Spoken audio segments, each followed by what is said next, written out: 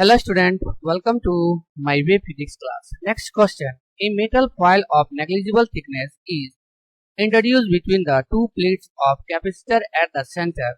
The capacitance of capacitor will be.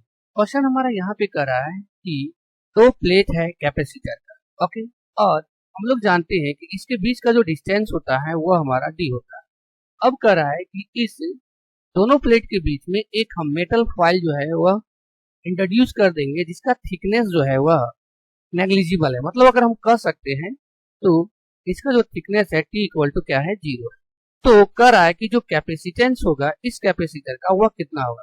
तो already हम लोग फॉर्मूला जानते हैं कि कैपेसिटर का जो फॉर्मूला होता है वह होता है C equal to epsilon A by D minus T plus T by T. Okay, तो यहाँ पर हम देख रहे हैं कि जो एप्सिलॉन है इसका वैल्यू हो जाता है 8.85 इंटू 10 के पावर माइनस 12। ओके, ए जो है वो हमारा है एरिया ऑफ क्रॉस सेक्शन।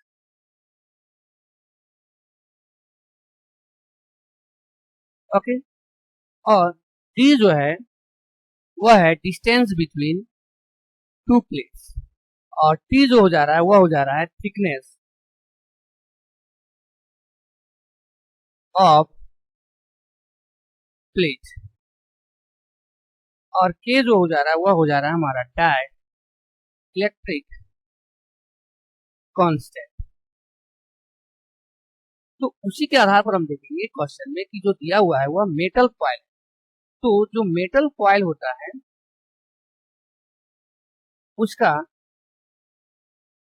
जो डाइलेक्ट्रिक कांस्टेंट हो जाएगा के, वह हो जाएगा हमारा इनफिनिट, और जो थिकनेस दिया हुआ है उस मेटल फॉइल का वह है नेग्लिजिबल है, इसका मतलब वह 0 के बराबर है।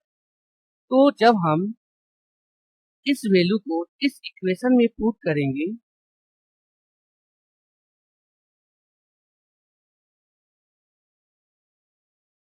ओके, तो यहाँ पर हम देखेंगे कि एप्सिलॉन और डी का जो वैल्यू है वह हमारा डी ही है, और टी जो है वह 0 के बराबर हो गया, प्लस टी जो है वह भी हमारा 0 है, और के जो है वह हमारा इनफिनिट।